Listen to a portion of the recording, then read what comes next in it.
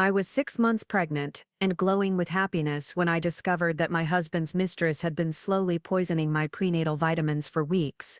The security cameras in our Malibu estate captured everything, but what they revealed was far more sinister than attempted murder. It was a calculated plan to eliminate both me and my unborn child, so Victoria could claim the Crawford fortune. My name is Isabella Martinez Crawford, and this is how I discovered that the woman I trusted as my nutritionist was systematically trying to kill me and my baby. Before we jump back in, tell us where you're tuning from, and if this story touches you, make sure you're subscribed, because tomorrow I've saved something extra special for you. The morning sickness had been getting progressively worse despite being well into my second trimester. Dr. Mitchell kept reassuring me that every pregnancy was different, but something felt fundamentally wrong. I would wake up feeling relatively normal, take my carefully arranged morning vitamins that Victoria Blake had personally customized for my pregnancy, and within an hour I'd be violently ill. The irony wasn't lost on me that the woman who was supposed to be optimizing my health was slowly destroying it. Victoria had entered our lives 6 months before I became pregnant, hired by Ryan as a wellness consultant for Crawford Industries' executive team. She possessed an impressive resume with certifications in nutrition, herbalism, and holistic health practices. Her client list included several Hollywood celebrities and tech moguls who swore by her personalized supplement regimens. When Ryan suggested she create a specialized wellness program for me during our pregnancy journey, I had been genuinely excited about having professional guidance. Our Malibu Hills estate sprawled across 12 acres of pristine coastline, a testament to Ryan's success in building Crawford Industries from a small tech startup into a real estate and technology empire worth over $2 billion. The house itself was a masterpiece of modern architecture, with floor-to-ceiling windows offering panoramic ocean views, smart home technology integrated into every room, and a security system so sophisticated that it could track the movement of a butterfly through our garden. Ryan had insisted on the extensive surveillance after receiving some concerning threats related to a high-profile business acquisition the previous year. Every morning, I would find my vitamin regimen perfectly arranged on the kitchen island next to my freshly squeezed organic juice. Victoria had explained that the timing was crucial for optimal absorption, and I trusted her expertise completely. The supplements were beautiful, contained in small glass vials with handwritten labels describing their specific benefits for fetal development, maternal energy, and immune support. She had convinced me that traditional prenatal vitamins were insufficient for someone in my position, carrying the child of such a prominent figure who would undoubtedly face unique pressures and expectations. My relationship with Ryan had been a whirlwind romance that began at a charity gala for underprivileged children's education. I was there representing the nonprofit foundation where I worked as a program director, and he was the evening's keynote speaker. Unlike many wealthy men I had encountered in my professional capacity, Ryan seemed genuinely interested in the cause rather than just the tax benefits or social connection. Our first conversation lasted 3 hours, covering everything from sustainable urban development to our shared love of classical music and weekend hiking adventures. Ryan Crawford was not traditionally handsome in the Hollywood sense, but he possessed an intensity and intelligence that was magnetic.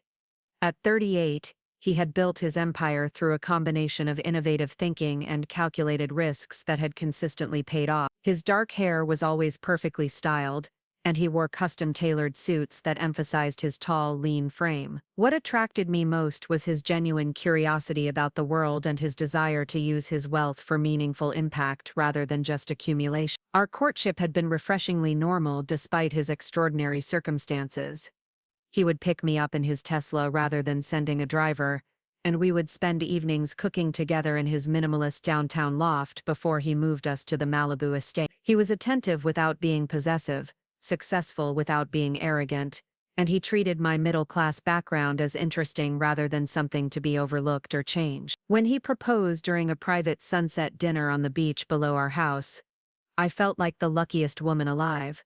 The pregnancy had been planned and eagerly anticipated. We had been married for 8 months when we decided to start trying for a family, and I conceived almost immediately. Ryan was overjoyed, immediately beginning plans for converting one of the guest suites into a nursery and researching the best private schools in Los Angeles despite the baby not being due for another 3 months. His excitement was infectious, and I found myself daydreaming about family vacations and teaching our child to appreciate both the privileges and responsibilities that would come with the Crawford name. Victoria had been recommended by Ryan's business partner, who credited her with helping his wife through a difficult pregnancy the previous year. When she arrived for our initial consultation, I was immediately impressed by her professionalism and knowledge. She was strikingly beautiful in an understated way, with auburn hair always pulled back in a perfect chignon, designer clothes that emphasized her petite frame, and an aura of competence that made me feel instantly comfortable trusting her with something as precious as my pregnancy health. During our first meeting, Victoria had conducted an extensive intake interview that lasted nearly 3 hours. She asked detailed questions about my medical history, family genetics, stress levels, sleep patterns, exercise habits, and dietary preferences. She took blood samples to test for vitamin deficiencies and food sensitivities, promising to create a completely personalized regimen that would ensure optimal health for both me and the baby. Her attention to detail was impressive, and I appreciated having someone who took such a scientific approach to prenatal care. The supplement routine she designed was elaborate but manageable. Each morning I would take a series of custom blended vitamins, minerals and herbal extracts that she prepared fresh every 2 weeks. She explained that mass-produced prenatal vitamins often contained synthetic versions of nutrients that were poorly absorbed, while her natural formulations were specifically calibrated for my body's unique needs. The supplements came with detailed instructions about timing and food combinations to maximize their effectiveness. Ryan was initially skeptical about the cost, which was substantial even by our standards, but Victoria's results spoke for themselves. Several of Ryan's colleagues had wives who had worked with her, and they all reported easier pregnancies, healthier babies, and faster postpartum recovery. When Ryan saw how excited I was about having professional guidance, he immediately authorized whatever expenses were necessary. His only request was that Victoria provide regular reports on my progress, which she did through detailed weekly summaries that documented my energy levels, symptoms, and overall well-being. The first month of working with Victoria had been wonderful. My energy levels improved dramatically, my skin glowed with the famous pregnancy radiance, and even my morning sickness seemed more manageable than what I had expected based on friends' experiences. Ryan commented frequently on how healthy and vibrant I looked, and Dr. Mitchell was pleased with my blood work and weight gain during my monthly checkups. I felt like I was experiencing the ideal pregnancy that I had always hoped for. Victoria's visits to our home became a highlight of my week. She would arrive every Tuesday and Friday morning, always impeccably dressed and carrying her signature black leather case filled with the week's supplements. We would sit in the sunroom overlooking the ocean while she updated my regimen based on how I was feeling and any changes in my pregnancy. She was an excellent listener, offering advice not just about physical health but about preparing mentally and emotionally for motherhood. Our conversations ranged far beyond just vitamins and supplements. Victoria had studied psychology before transitioning to nutrition, and she had fascinating insights about the emotional aspects of pregnancy and early parenthood. She helped me work through my anxieties about raising a child in such a privileged environment, while still teaching them important values about hard work and social responsibility. Her guidance felt like a combination of professional expertise and sisterly support that I had been craving. Ryan appreciated Victoria's work as well, though his interactions with her were limited to brief conversations when she arrived or departed. He would thank her for taking such good care of me and occasionally ask questions about specific aspects of the program, but he generally respected the professional relationship between Victoria and me, without interfering. I appreciated his trust in my ability to manage this aspect of our pregnancy journey independently. The smart home system that Ryan had installed throughout our estate was incredibly sophisticated, with cameras and sensors monitoring every room except our private bedroom and bathroom area. The technology was designed to enhance security and convenience, rather than surveillance, automatically adjusting lighting and temperature based on our preferences and alerting us to any unusual activity on the property. The system could even track our daily routines and anticipate our needs, like having coffee ready when we typically woke up, or ensuring the security gates were armed when we usually went to bed. Our daily routine had settled into a comfortable rhythm that accommodated both Ryan's demanding business schedule and my pregnancy needs. He would leave for the office early, usually around 7 in the morning, but not before joining me for breakfast and ensuring I had everything I needed for the day. Mrs. Foster, our housekeeper, would arrive at 9 to handle the household management, and Victoria would visit twice weekly to update my supplement routine and check on my progress. I had reduced my work schedule at the foundation to part-time as the pregnancy progressed, focusing on strategic planning and donor relations that I could handle from home rather than the field visits that had previously filled my day. This arrangement allowed me to rest more and prepare for the baby's arrival while still maintaining the professional identity that was important to me. Ryan had offered to support me financially if I wanted to stop working entirely, but I wasn't ready to give up the career I had built completely. The nursery planning had become an enjoyable project that consumed many of my afternoons. Ryan and I spent weekends visiting design showrooms and interviewing potential nannies, though we both agreed that I would be the primary caregiver for at least the first year. We had chosen a gender-neutral color scheme of soft grays and whites with natural wood accents, creating a serene environment that would grow with our child. The room was positioned to receive beautiful morning light and had a perfect view of the garden where I imagined teaching our son or daughter about plants and nature. My relationship with my sister Nina had grown even closer during the pregnancy. She lived in San Francisco working as a pediatric nurse, and we spoke almost daily about my symptoms, concerns, and excitement about becoming a mother. Nina had been trying to conceive for over a year with her husband, and while she was genuinely happy for me, I sometimes sensed a note of wistfulness in her voice when we discussed baby preparation. I tried to be sensitive about not overwhelming her with pregnancy details, while still sharing the experience with someone I trusted completely. Nina had met Victoria during one of her visits to Los Angeles and had been impressed with her knowledge and professionalism. As a medical professional herself, Nina appreciated Victoria's evidence-based approach and thorough documentation of my health metrics. When I mentioned that my morning sickness seemed to be worsening rather than improving as I entered the second trimester, Nina suggested that I discuss adjusting the supplement regimen with Victoria, since every pregnancy was different and what worked initially might need modification. The symptoms that had been gradually worsening were subtle enough that I initially attributed them to normal pregnancy variation. Beyond the morning nausea that seemed to be intensifying rather than subsiding, I was experiencing occasional dizziness, headaches that came and went without apparent triggers, and a persistent metallic taste in my mouth that made many foods unappetizing. Mitchell had run additional blood tests during my last appointment, but everything appeared normal within the expected ranges for pregnancy. Victoria had been very attentive to my changing symptoms, adjusting my supplement doses, and adding new formulations designed to address the specific issues I was experiencing. She explained that some women experienced more challenging pregnancies than others, and that the important thing was to support my body through whatever it was going through rather than fighting against natural process. Her calm confidence helped reassure me that what I was experiencing, while unpleasant,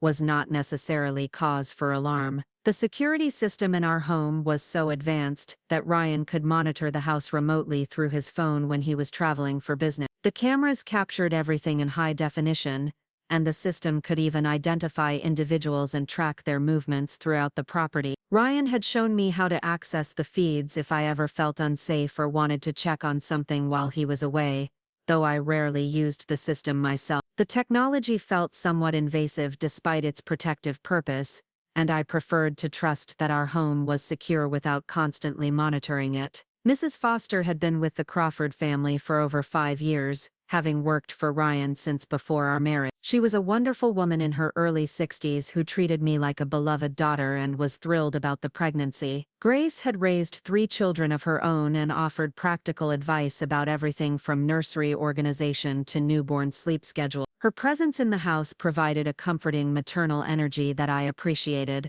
especially on days when Ryan's work kept him at the office late. The relationship between Victoria and Mrs. Foster was professionally cordial but not particularly warm. Grace had mentioned to me that she found Victoria somewhat aloof and overly particular about her access to the kitchen when preparing my supplements.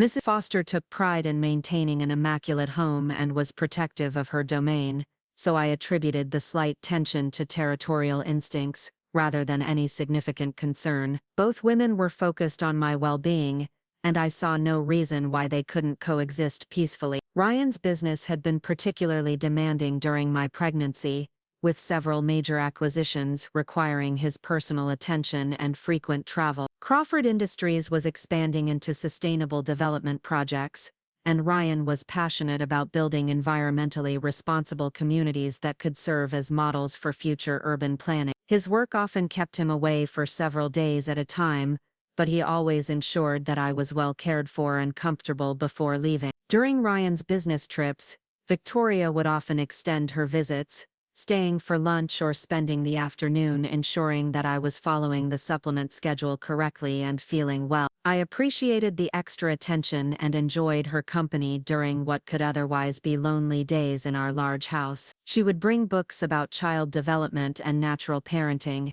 and we would discuss our philosophies about raising healthy, grounded children despite the privileges they would inherit. The supplements themselves were beautiful to look at, contained in small amber glass bottles with elegant labels describing their contents and purposes. Victoria explained that she used only the highest quality ingredients, sourced from organic farms and prepared in small batches to ensure freshness and potency. The morning routine of taking them had become a meditative ritual that I looked forward to, a quiet moment of intention setting for the day ahead, and care for the life growing inside me. My energy levels had initially improved so dramatically with Victoria's program that I had felt better than I had in years, even while pregnant. I was sleeping deeply, waking refreshed and maintaining an active lifestyle that included daily walks on the beach and prenatal yoga sessions in our home studio. Ryan frequently commented on how radiant and healthy I looked, and I credited Victoria's expertise for helping me have such a positive pregnancy experience. The gradual decline in how I was feeling had been so subtle that I almost didn't notice it at first. The changes seemed to coincide with Victoria introducing new supplements designed to support the baby's neural development during the crucial second trimester growth phase. She had explained that this period required different nutritional support than the first trimester,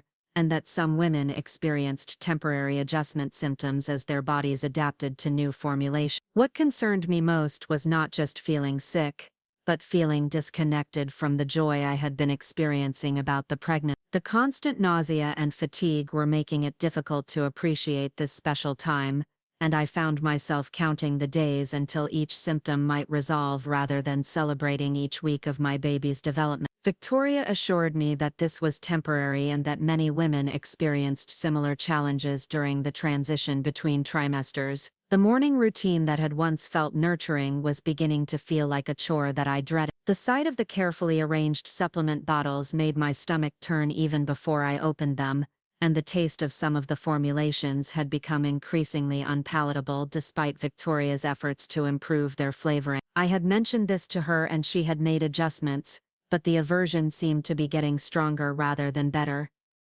Ryan had noticed the change in my mood and energy levels, expressing concern about whether I was pushing myself too hard or needed additional medical support. I had tried to reassure him that this was normal pregnancy variation, repeating Victoria's explanations about the temporary nature of second trimester challenge. Deep down though, I was beginning to wonder if something more serious might be wrong, if my body was trying to tell me something that I wasn't understanding. The security cameras throughout our home captured every detail of our daily lives with crystalline clarity, recording our routines, conversations and interactions without judgment or bias. The system was so advanced that it could enhance audio and visual details that might not be apparent to casual observation, storing weeks of footage that could be reviewed if necessary. Ryan had invested in this technology primarily for protection, but neither of us had anticipated that it might become crucial for uncovering a threat that was already inside our home. On that particular Tuesday morning in October when everything changed forever,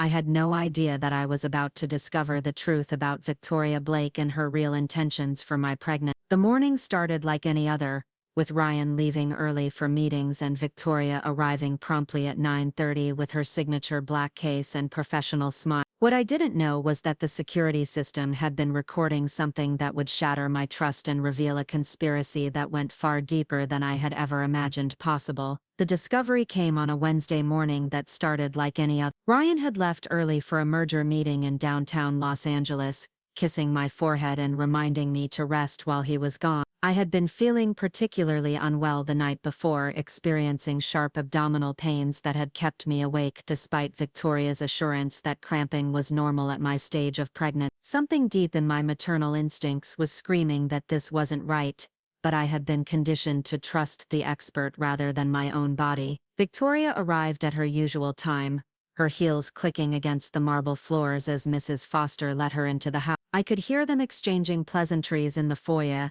Grace's warm voice contrasting with Victoria's more measured tone. When Victoria entered the kitchen where I was sitting with my untouched breakfast, she immediately noticed the concern etched across my face. "Isabella, you look pale this morning," she said, setting down her black case and studying my expression with what appeared to be genuine worry. "How are you feeling after last night's discomfort?" I described the cramping and nausea that had intensified over the past few days, watching as she nodded thoughtfully and made notes in her leather-bound journal. Victoria had always been meticulous about documenting my symptoms and responses to different supplements, which I had attributed to her scientific approach to nutrition. Now, looking back, that documentation would prove to be evidence of something far more sinister. "I think we need to adjust your mineral balance," Victoria said, opening her case and retrieving several new glass bottles that I hadn't seen before. "Your symptoms suggest that you might be experiencing some electrolyte imbalances that are common when the baby goes through growth spurt. These new formulations should help stabilize your system."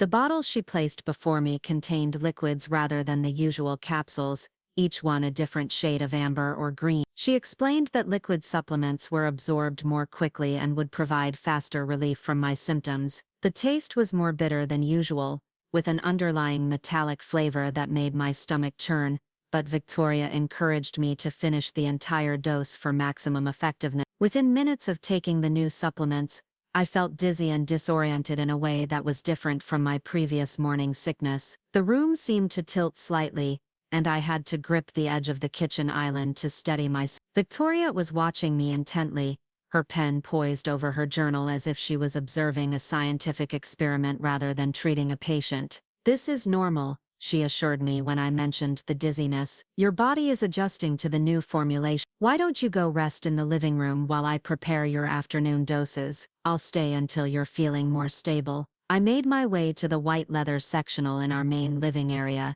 settling against the soft cushions and closing my eyes to combat the spinning sensation. Through the floor-to-ceiling windows, I could see the Pacific Ocean stretching endlessly toward the horizon, usually a calming sight that now seemed to undulate unnaturally. Something was very wrong, but I was too disoriented to process exactly what was happening. From the kitchen, I could hear Victoria moving around, the soft clink of glass bottles and the sound of water running. She was taking longer than usual to prepare my supplements, and I could hear her talking quietly on her phone, though I couldn't make out the word. The conversation seemed urgent, with pauses and responses that suggested she was receiving instructions from someone else. Mrs. Foster had left to run errands, mentioning that she would return in the afternoon to prepare dinner before Ryan came home. This meant Victoria and I were alone in the house, something that had never concerned me before but now felt somehow ominous. The security system was always active,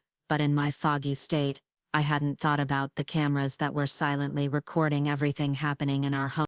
Preparing and narrating this story took us a lot of time, so if you are enjoying it, subscribe to our channel. It means a lot to us. Now back to the story.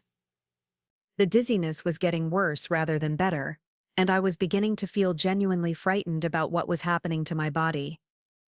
I tried to call out to Victoria, but my voice came out weaker than expected. When she didn't respond, I attempted to stand and walk back to the kitchen, but my legs felt unsteady and unreliable. Victoria appeared in the doorway between the kitchen and living room, no longer wearing the concerned expression that had characterized her demeanor earlier. Instead, her face showed something cold and calculating that I had never seen before. She was holding another glass bottle, this one containing a clear liquid, and her eyes held a hardness that made my blood run cold. "You're not feeling well, are you?" "Isabella," she said, her voice taking on a different quality, less professional and more intimate. "That's unfortunate, because we're not quite finished with today's treatment." The way she said my name sent chills down my spine. There was a familiarity and possession in her tone that was completely inappropriate for our professional relationship. I tried to focus on her face, but my vision was becoming increasingly blurred, making it difficult to read her expression clearly. "I need to call Dr. Mitchell," I managed to say, reaching for my phone on the coffee table. "Something's wrong with the supplements." Victoria moved quickly across the room and took my phone before I could dial, her movements fluid and predatory. "I don't think that's necessary. Isabella, you're just experiencing some temporary side effects. Nothing that can't be managed with the right approach." The realization hit me like a physical blow. Victoria wasn't trying to help me. She was doing this intentionally. The worsening symptoms, the new formulations, the careful documentation of my responses, it was all part of a deliberate plan to harm me and my baby. The woman I had trusted with our most precious vulnerability was systematically poisoning us. "What?" I whispered, the word barely audible through my constricted throat. "Why are you doing this?" Victoria sat down on the chair across from me, crossing her legs and studying me with the detached interest of a scientist observing a lab specimen. "Because, darling Isabella, you have something that should be mine. You're living the life that I was meant to have, carrying the child that should have been ours." The possessive pronouns sent ice through my veins. She was talking about Ryan as if they had a relationship, as if my husband belonged to her rather than to me. The professional facade had dropped completely, revealing something twisted and obsessive underneath. "Ryan doesn't even know you exist beyond your work," I said, trying to inject strength into my voice, despite the chemicals coursing through my system. "You're delusional if you think he has feelings for you." Victoria's laugh was sharp and bitter. "Oh, Isabella. Sweet, naive Isabella. Did you really think those late-night business calls were about acquisitions and development projects? Did you think his sudden interest in wellness consulting was purely professional?" My world tilted further off its axis. She was implying that Ryan was having an affair with her, that their relationship extended far beyond the nutritional consulting I had believed it to be. But that was impossible. Ryan loved me, was excited about our baby, had never given me any reason to doubt his faithfulness. "You're lying," I said. But even as the words left my mouth, I was remembering small details that had seemed insignificant at the time. The way Ryan sometimes knew details about my supplement routine that I hadn't shared with him. His insistence on hiring Victoria specifically despite other qualified candidates. The business trips that had become more frequent since she started working with us. Victoria reached into her purse and withdrew her phone, scrolling through what appeared to be text messages. "Should I read you some of your husband's sweet messages? The ones where he tells me how bored he is with playing house, how excited he is about starting fresh once this little problem is resolved." She held the phone where I could see it, and through my blurred vision I could make out message threads between her and a contact labeled RC. The content was intimate, discussing plans and timelines, with references to the inheritance and making it look natural. My heart shattered as I realized that my husband, the father of my unborn child, was not just unfaithful but complicit in a plan to murder me. "The insurance policy on your life is quite substantial," Victoria continued conversationally, as if discussing the weather. $5 million, plus your inheritance from your family trust, plus Ryan's existing wealth. It's enough to live very comfortably for the rest of our lives. The scope of their betrayal was breathtaking. This wasn't a crime of passion or a moment of weakness. This was a calculated conspiracy that had been months in the planning, with my pregnancy providing the perfect cover story for a gradual poisoning that would look like tragic complications. They had been playing a long game, and I had been nothing more than an obstacle to be eliminated. "The beauty of slow poisoning during pregnancy," Victoria explained with clinical detachment, "is that so many things can go wrong naturally: eclampsia, placental abruption, cardiac events related to pregnancy stress. When you and the baby die, It will be tragic, but not suspicious. Ryan will be the grieving widower, and I'll be the nutritionist who tried so hard to save you both. I thought about the security cameras throughout our house, the sophisticated system that Ryan had installed ostensibly for our protection. If Victoria was this confident about her plan, either she had disabled the system, or she knew that Ryan would control whatever evidence it contained. The technology that should have been my safeguard had become another tool in their conspiracy. The physical symptoms were intensifying,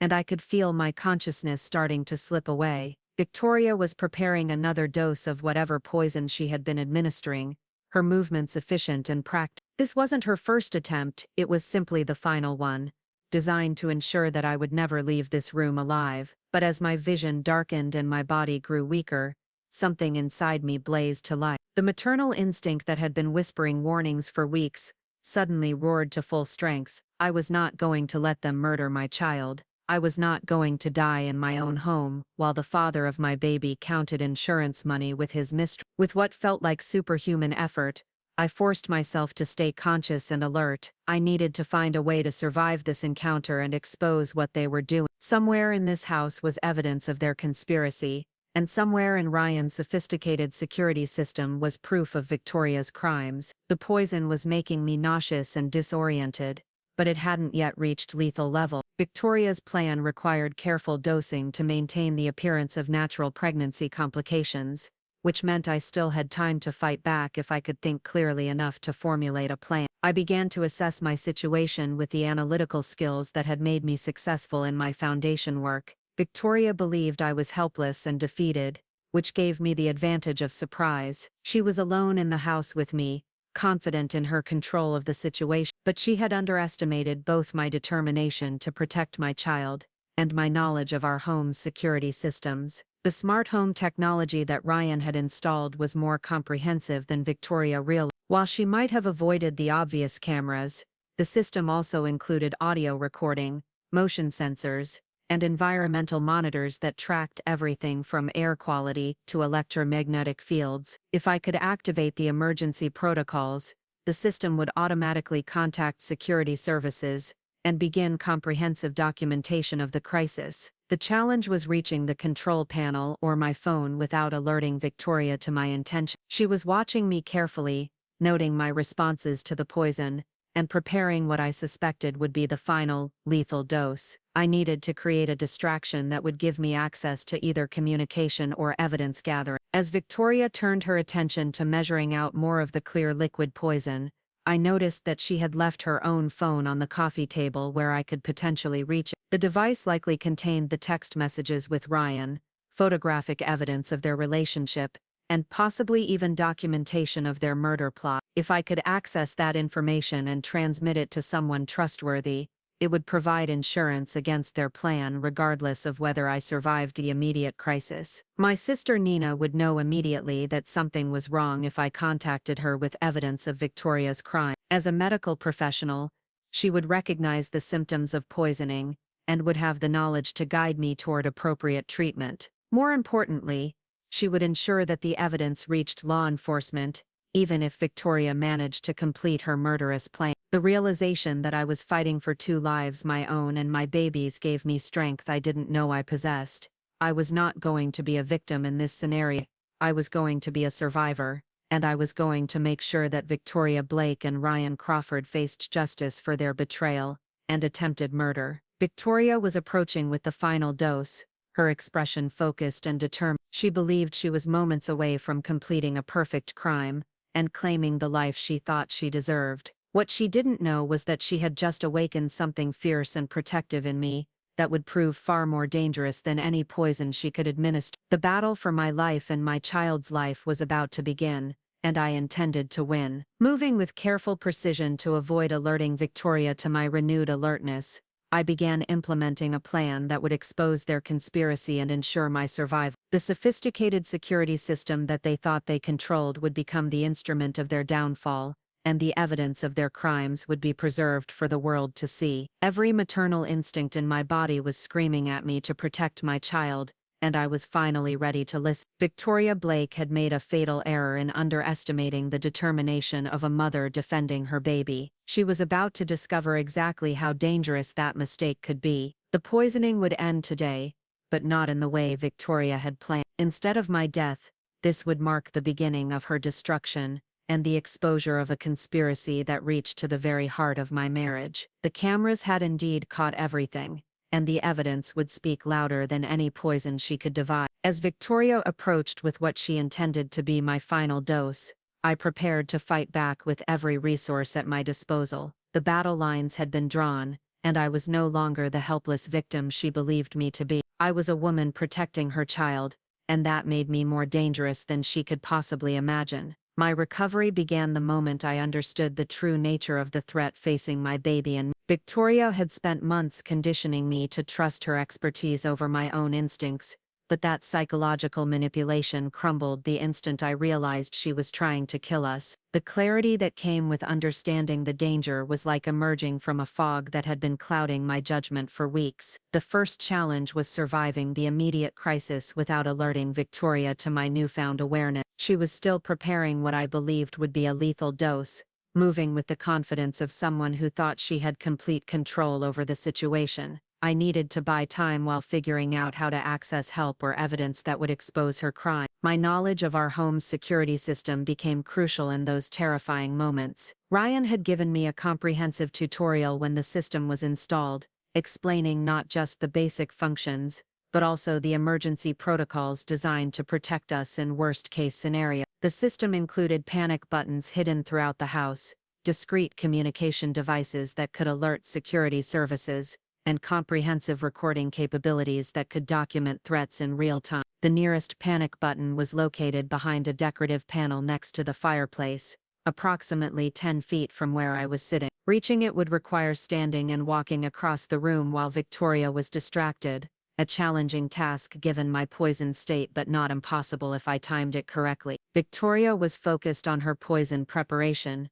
measuring liquids with scientific precision and making notes in her journal about dosages and timing. Her attention to detail, which I had once admired as professional thoroughness, was now revealed as the methodical planning of a murderer documenting her crime for later reference. I also remembered that Mrs. Foster was scheduled to return within the hour to begin dinner preparation. If I could delay Victoria's final attempt until Grace arrived, the presence of a witness might force her to abandon her plan or at least provide someone who could call for medical help. The housekeeper had a key and would enter through the service entrance, giving her access to the kitchen where she would immediately notice if something was wrong. The challenge was maintaining the appearance of helpless victimhood while actually working to save myself and my baby. Victoria needed to believe that her poison was working as intended, that I was becoming increasingly incapacitated and unable to resist her final assault. This meant controlling my reactions and responses despite the very real effects of whatever substances she had already administered. Drawing on techniques I had learned during childbirth preparation classes, I began using controlled breathing to maintain consciousness and clarity despite the chemicals in my system. The meditation and mindfulness practices that were supposed to help during labor proved invaluable for staying alert during attempted murder. Victoria approached with the final dose, a satisfied expression on her face as she observed what she believed was my deteriorating condition. "This will help with the pain, Isabella," she said in a mockingly sympathetic tone. "Everything will be over soon and you won't have to suffer anymore." The twisted compassion in her voice was perhaps the most disturbing aspect of her personality. She genuinely seemed to believe that murdering me was an act of mercy, that eliminating the obstacle to her desired life with Ryan was somehow justifiable. The depth of her delusion was staggering. "I can't drink anymore," I whispered, letting my voice sound weak and defeated. "Please, I think I need to go to the hospital." Victoria's expression shifted to something colder and more determined. "The hospital can't help you now, Isabella. You've been taking these supplements for months. The damage is already done. This final dose will simply make the transition more peaceful." Her admission was exactly what I needed her to say while the security system was recording. She had just confessed to months of deliberate poisoning and announced her intention to complete the murder. Even if Ryan was complicit in the conspiracy, he couldn't control or delete evidence that was being transmitted in real time to off-site security servers. As Victoria moved closer with the lethal dose, I made my decision. Rather than trying to reach the panic button, which would alert her to my capabilities, I chose a different strategy that would ensure the evidence was preserved regardless of the immediate outcome. Using the voice activation system that controlled our smart home, I spoke clearly toward the ceiling-mounted sensors. Emergency Override Protocol 779. Document and transmit all audio-visual data from the past 6 hours.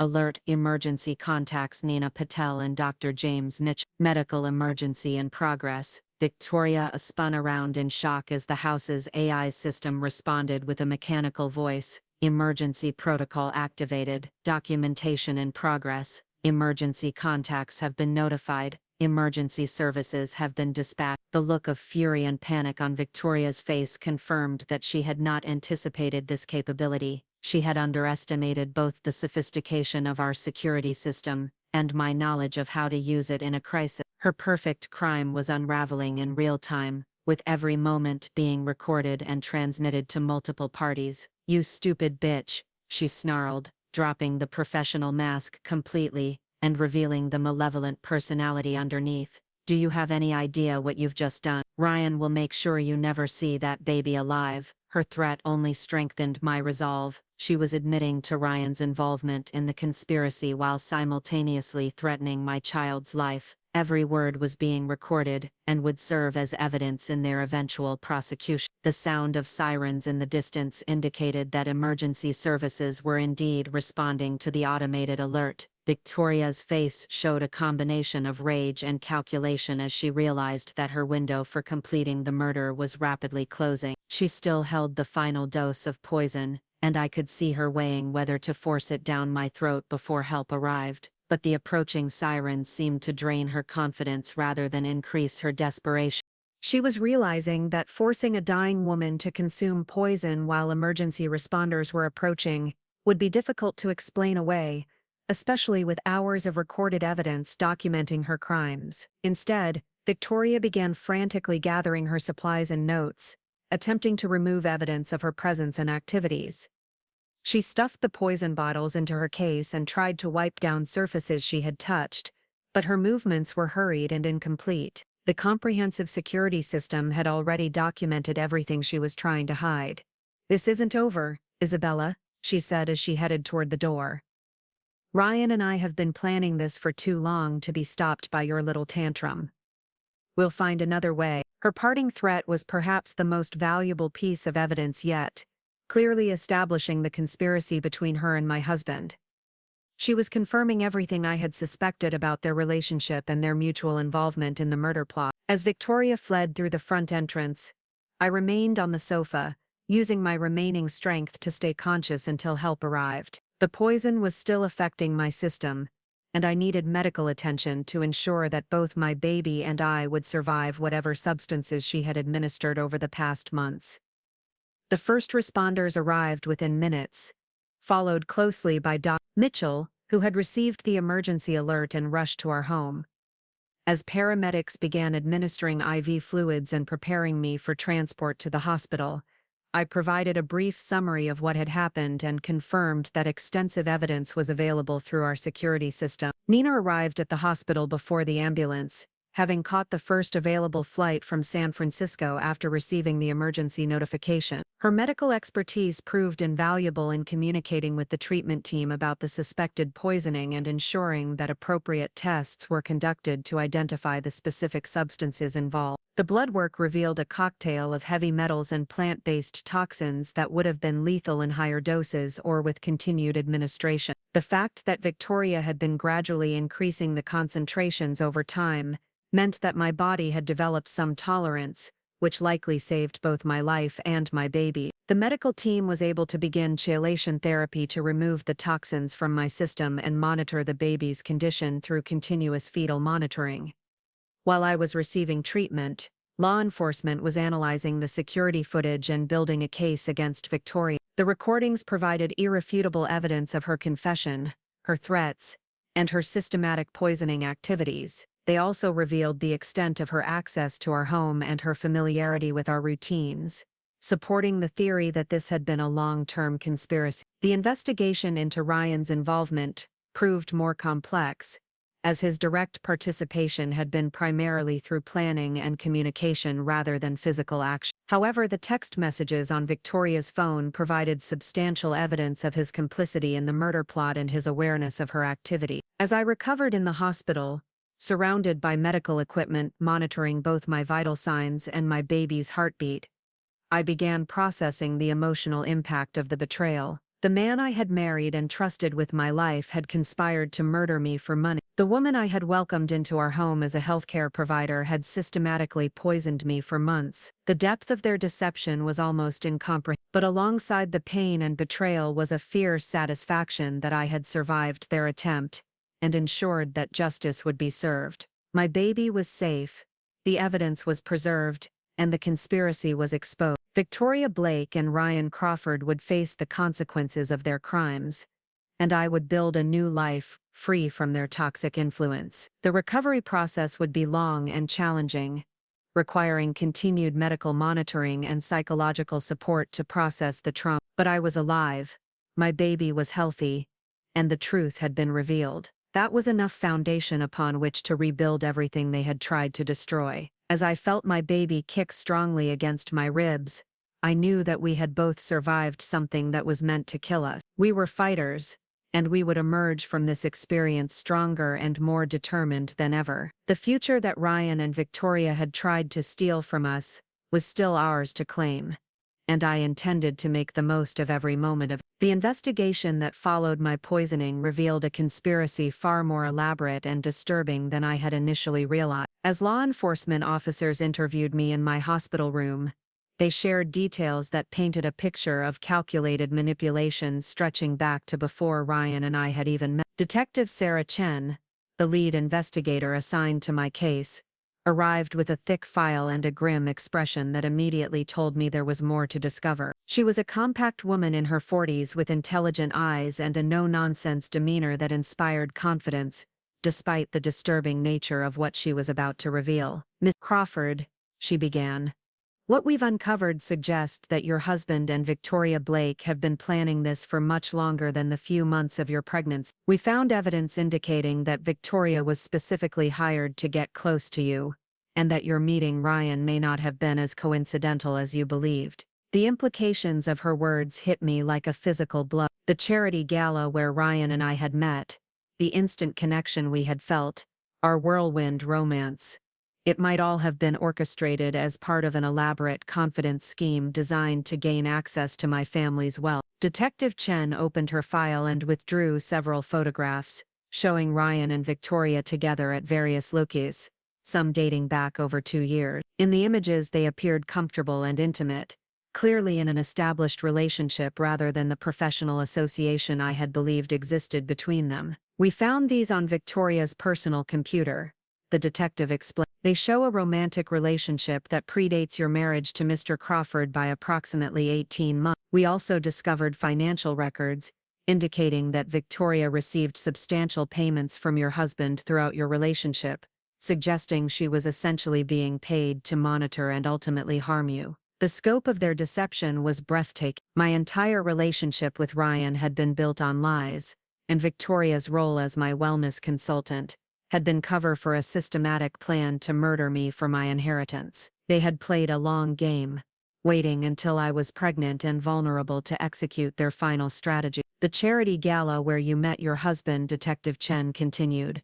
"We've confirmed that Victoria purchased tickets and provided Ryan with detailed information about your attendance, your work with the foundation, and your family background. He approached you with specific knowledge about your interests and values, information that Victoria had gathered through preliminary research." I felt sick in a way that had nothing to do with the lingering effects of the poison. Every moment of what I had believed was genuine attraction and connection had been performance, carefully scripted to manipulate my emotions and gain my trust. Ryan had studied me like a mark, learning exactly what to say and do to make me fall in love with him. "Your husband's financial situation was far more precarious than he led you to believe," the detective explained, Crawford Industries was facing bankruptcy due to a series of bad investments and some questionable business practices that are still under investigation. The company's apparent success was largely maintained through creative accounting and increasingly desperate borrowing against future earnings.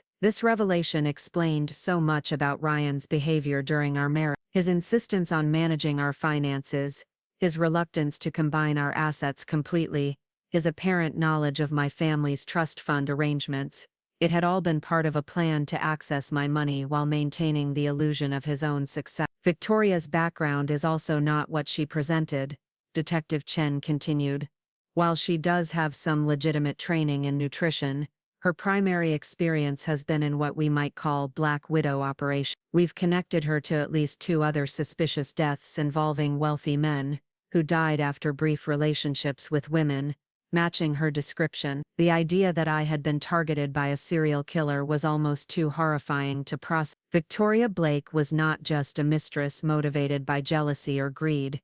She was a professional predator who specialized in murdering wealthy victims for their money. Ryan had essentially hired a contract killer to eliminate me and make it look natural. The poisoning regimen she used on you was sophisticated and carefully planned, the detective explained. The combination of heavy metals and plant toxins would have caused symptoms that could easily be attributed to pregnancy complications. If you had died, the autopsy would likely have shown pregnancy-related cardiac failure or eclampsia rather than deliberate poisoning. I thought about all the times Victoria had documented my symptoms, all the adjustments she had made to my supplement routine based on how I was responding. She had been calibrating the poison like a scientist conducting an experiment, finding the perfect balance between toxicity and plausible medical explanations. We also found evidence that this wasn't their first attempt, Detective Chen revealed. The hiking trip where your husband encouraged you to pose near cliff edges,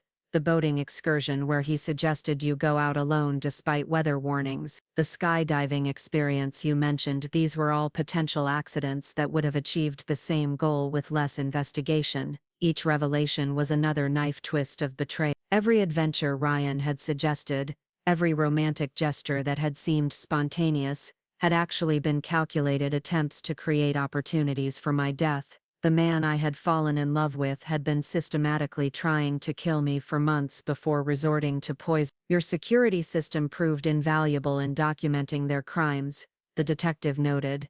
Not only did it record Victoria's confession and threats, but it also captured months of suspicious behavior that we might never have detected otherwise. The audio enhancement capabilities revealed conversations that occurred when they thought they were speaking privately. I learned that the sophisticated recording system had captured Ryan and Victoria discussing their plans during several of his supposed business calls, conversations that took place in areas of the house where they believed the audio pickup was limited. The technology that Ryan had installed to protect us had actually been documenting his conspiracy to murder me. We've also discovered that your husband had taken out additional life insurance policies on you without your knowledge, Detective Chen revealed. The total payout would have been nearly $15 million, plus your inheritance and existing assets. Victoria was to receive half of everything in exchange for executing the plan. The financial motive was staggering. They had been planning to split $15 million, plus my family's generational wealth,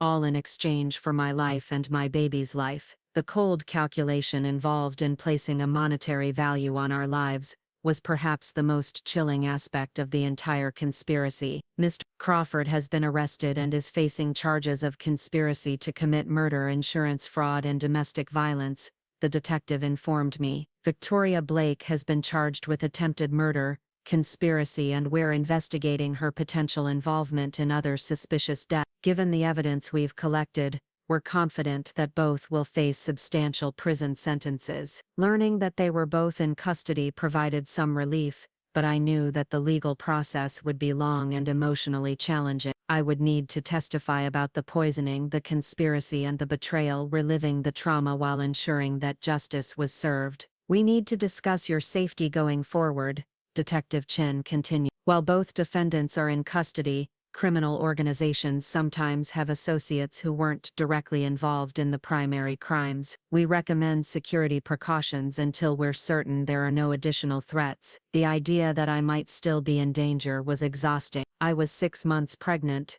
recovering from systematic poisoning, and dealing with the emotional trauma of discovering that my marriage had been an elaborate murder plot. The thought of needing ongoing security protection felt overwhelming. "There's one more thing," the detective said carefully. "We found evidence suggesting that Victoria and your husband were planning to fake your husband's death after yours, allowing him to assume a new identity and disappear with the insurance money. This wasn't just about eliminating you, it was about him starting a completely new life." This final revelation completed the picture of Ryan's betrayal. He hadn't just been planning to murder me, he had been planning to abandon his entire identity and disappear, leaving no trace of the man I had married. Everything about our relationship had been temporary in his mind, a stepping stone to the wealth that would allow him to become someone else entirely. As Detective Chen gathered her materials and prepared to leave, she offered some words of encouragement that I desperately needed to hear. "Miss Crawford, I want you to know that your quick thinking and knowledge of your security system saved not only your life and your baby's life,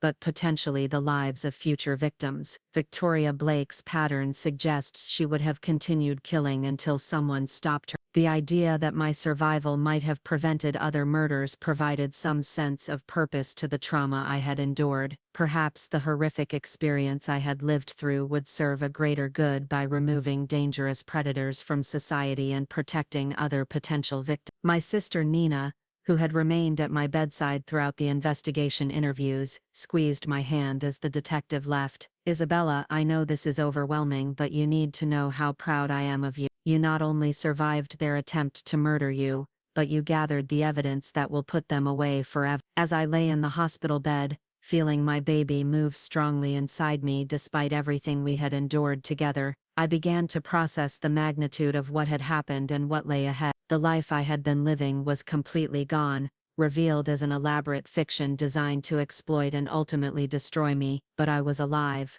my baby was healthy, and the truth was finally known. From this foundation of survival and justice, I would need to rebuild everything I had lost, and create a new future based on authentic relationships and genuine trust. The road ahead would be challenging, but for the first time in months, I felt like I was finally moving toward something real rather than being manipulated toward my own destruction. The healing process, both physical and emotional, would take time, but I had time now that Ryan and Victoria's plan had failed. I had the opportunity to become the mother I wanted to be and to create the life I actually chose, rather than the one that had been scripted for me. That opportunity was worth every challenge that lay ahead. 6 months later, I stood on the terrace of my new home in Santorini, watching the sunset paint the Aegean Sea in brilliant shades of orange and gold. My daughter Sophia slept peacefully in my arms, her tiny fingers wrapped around my thumb as the Mediterranean breeze carried the scent of jasmine and sea salt through the evening air. The whitewashed villa I had purchased sat perched on the cliffs of Oia, offering complete privacy and stunning views that never failed to remind me how beautiful life could be when it was genuinely yours to live. The decision to relocate to Greece had been both practical and symbolic, removing myself from the environment where I had been systematically betrayed while starting fresh in a place that held no memories of Ryan or Victoria. Sophia had been born healthy and strong, showing no lasting effects from the months of poisoning I had endured during pregnancy. The medical team in Los Angeles had monitored us carefully throughout the remainder of my pregnancy, and the chelation therapy had successfully eliminated the toxins from both our systems. She was a miracle baby in every sense, having survived an attempt on her life before she was even born. The legal proceedings had concluded 3 months after Sophia's birth, with both Ryan and Victoria receiving lengthy prison sentences that ensured they would never again pose a threat to anyone. Ryan had been sentenced to 25 years for conspiracy to commit murder and insurance fraud,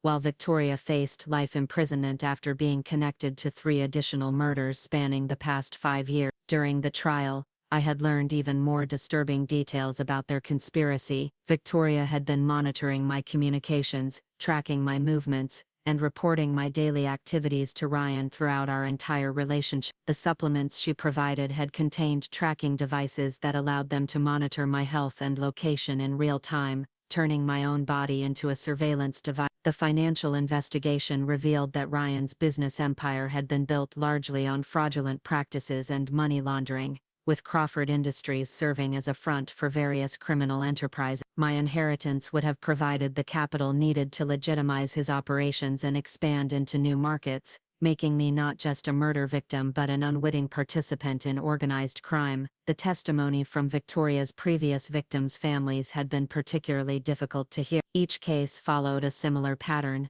She would identify wealthy, isolated individuals, gain their trust through professional services, and then systematically poison them while building relationships with potential beneficiaries who would share the inheritance. She was a predator of remarkable sophistication and patience. Nina had been instrumental in my recovery, taking extended leave from her nursing position to help me through the pregnancy, delivery and early months of Sophia's life. Her medical expertise and emotional support had made it possible for me to heal from the trauma while preparing to become a mother under extraordinary circumstances. The Mediterranean sun streamed through the gauze curtains of my villa as I prepared for what would become the most challenging period of my recovery. Elena Vasquez, the trauma therapist who had flown from Barcelona to work with me, had warned that processing the full scope of Ryan and Victoria's betrayal would require confronting painful truths about my own judgment and the warning signs I had missed. Healing from this level of betrayal isn't just about recovering from the physical poisoning, Dr. Vasquez had explained during our initial consultation. You've experienced what we call complex trauma, involving intimate partner violence, attempted murder and the destruction of your fundamental understanding of reality. The psychological recovery will take time and considerable work. I had initially resisted the idea of therapy, feeling that surviving the actual murder attempt was proof enough of my strength and resilience. But as weeks passed and I found myself struggling with paranoia, trust issues, and intrusive memories of Victoria's cold confession, I realized that professional help was essential not just for my own healing but for my ability to be the mother Sophia deserved. The villa I had chosen in Santorini provided the perfect environment for this intensive therapeutic work, isolated enough to ensure privacy and security, yet beautiful enough to remind me daily that life held joy and beauty worth fighting for. The local community had welcomed me with the kind of genuine warmth that felt foreign after months of manufactured relationships designed to exploit me. My daily routine had evolved into a careful balance of self-care, maternal responsibilities and the hard work of psychological recovery. Each morning began with meditation on the terrace, watching the sunrise over the Aegean while Sophia slept peacefully in her crib. The quiet moments allowed me to center myself before facing another day of processing trauma and rebuilding my sense of self. Miss Comnunus, the local woman I had hired to help with household management, had become an unexpected source of wisdom and support. She was a widow in her 60s who had raised 4 children and possessed an intuitive understanding of what I needed, without requiring detailed explanations of my situation. Her presence in the house provided the kind of maternal comfort I hadn't realized I was craving. Trust must be earned slowly, like wine aging in the cellar, she would say in her accented English, bringing me fresh bread and local honey each morning. Some people rush the process and get bitter results. You take your time, Curia Isabella, good things grow slowly. The investigations into Victoria's background had continued even after her conviction, revealing a history of manipulation and violence that stretched back to her teenage years. She had been involved in suspicious deaths in 3 different countries, always managing to avoid conviction through careful planning and the targeting of isolated victims, whose disappearances wouldn't generate intensive scrutiny. Detective Chen had maintained contact with me throughout the legal proceedings, providing updates on new discoveries and ensuring I understood the full scope of what I had survived. During one particularly disturbing video call, she had shared evidence, suggesting that Victoria had been planning to fake my suicide after poisoning me, leaving behind fabricated journals documenting my supposed depression and suicidal ideation. We found drafts of the suicide letters on her computer, Detective Chen had explained. She had been studying your writing style and personal history to create convincing documentation of mental illness. If she had succeeded in poisoning you, your death would have appeared to be suicide rather than murder. eliminating any investigation into her activities. The sophistication of Victoria's planning was both terrifying and oddly reassuring. Her meticulous approach to murder meant that every aspect of her crime had been documented, providing prosecutors with overwhelming evidence that ensured her conviction. She had essentially created a detailed confession through her own obsessive record-keeping. Ryan's psychological evaluation during his trial had revealed a personality profile consistent with narcissistic and antisocial disorders, explaining his ability to maintain an elaborate deception while planning my murder. The forensic psychiatrist had testified that he showed no genuine remorse for his actions, viewing me primarily as an obstacle to be removed rather than a person whose life had value. Mr. Crawford demonstrated a remarkable ability to compartmentalize his emotions. The psychiatrist had reported he could express what appeared to be genuine affection for his wife while simultaneously planning her death. This type of emotional dissociation is characteristic of individuals who view other people as objects to be manipulated rather than human beings, deserving of respect and empathy. Understanding the clinical aspects of their personalities helped me process the betrayal in a more objective way, removing some of the personal sting of their action. They hadn't targeted me because of any failing on my part. They had chosen me because I represented opportunity, and they would have done the same to any woman in my position. The financial investigation had recovered most of the money Ryan had stolen from our joint accounts, though the legal fees and ongoing security costs had consumed a significant portion. More importantly, my family's trust fund had remained intact, providing the financial foundation I needed to rebuild my life and ensure Sophia's future security. My relationship with my parents had grown stronger throughout the crisis, as they flew to Greece regularly to spend time with Sophia and support my recovery. They had initially blamed themselves for not recognizing Ryan's deception, but family therapy sessions had helped us work through the guilt and focus on moving forward together.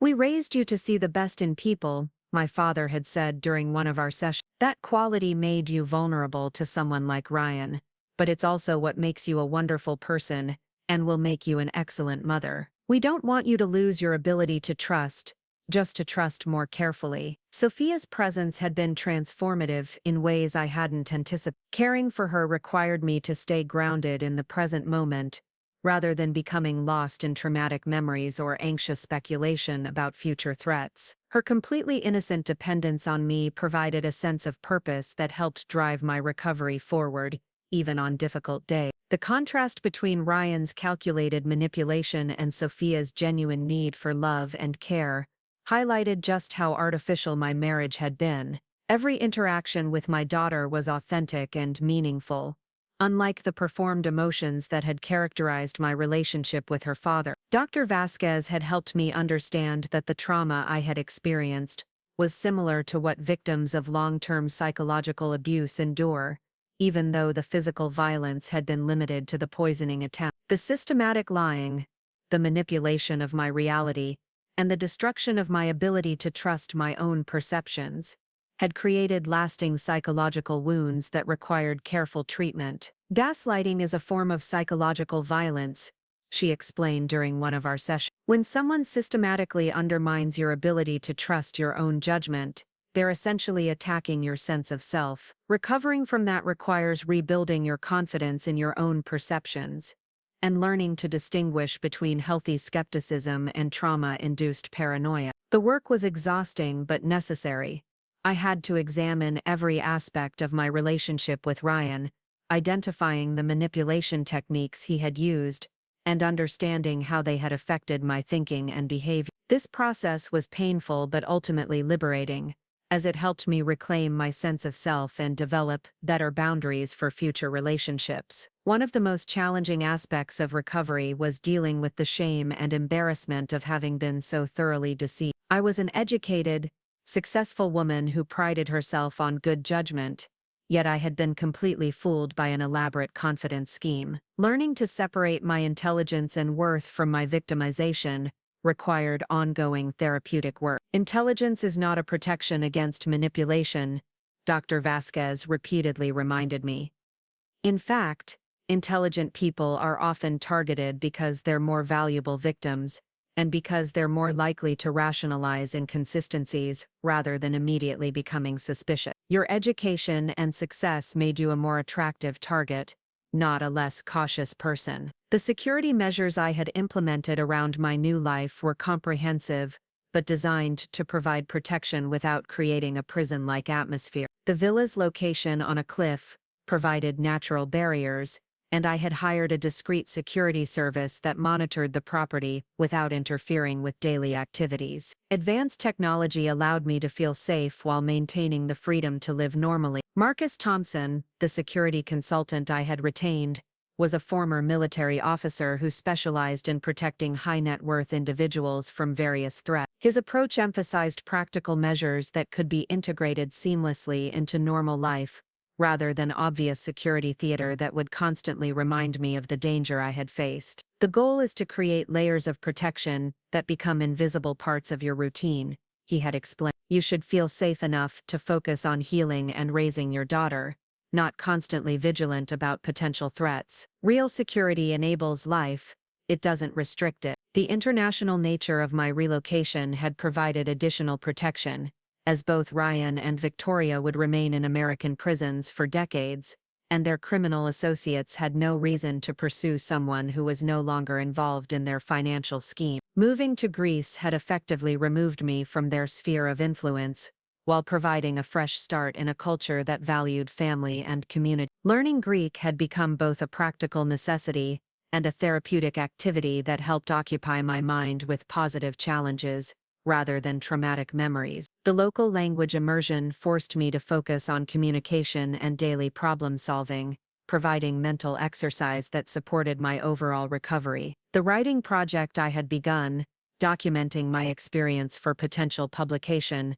served multiple therapeutic purposes. Recording the events in detail helped me process the trauma while creating a coherent narrative that might help other victims recognize similar manipulation tactics. Vasquez had encouraged the writing as a form of exposure therapy that would reduce the emotional impact of the memories through repeated, controlled engagement with them. Writing about trauma can be incredibly healing, she had explained. It allows you to take control of your story and find meaning in your suffering. Many trauma survivors find that helping others who face similar challenges provides a sense of purpose that facilitates their own recovery. The manuscript was also serving as a detailed record for potential future legal proceedings. While Ryan and Victoria were imprisoned, civil lawsuits were still pending, and my detailed account of their crimes would support those cases. Creating a comprehensive record ensured that my version of events would be preserved even if my memory of specific details faded over time. Sophia's development milestones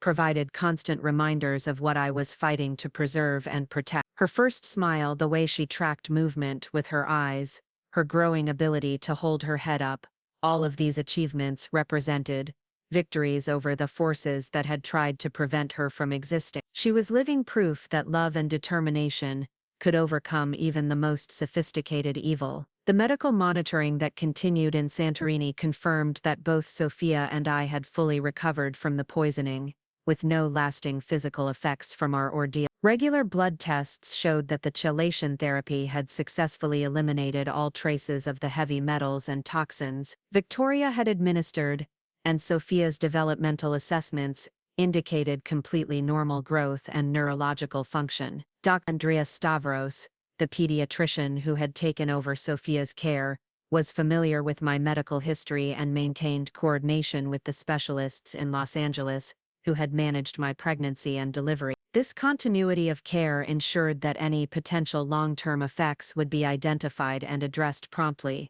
Your daughter is remarkably healthy considering what she endured in utero, Dr. Stavros had observed during one of Sophia's checkups. Children are often more resilient than we expect, and it appears that your body's protective mechanisms successfully shielded her from the worst effects of the poisoning. She's a fighter, just like her mother. The local community in Santorini had embraced us with a warmth that felt genuine and uncomplicated, a refreshing contrast to the calculated relationships I had experienced in Los Angeles. The neighbors brought gifts for Sophia, the shopkeepers offered helpful advice about local customs, and other mothers included me in their informal support networks without requiring detailed explanations of my circumstance. This authentic community acceptance helped rebuild my faith in human nature and my ability to form meaningful connections with others. Not everyone had hidden agendas or ulterior motives. Most people were simply kind and generous when given the opportunity,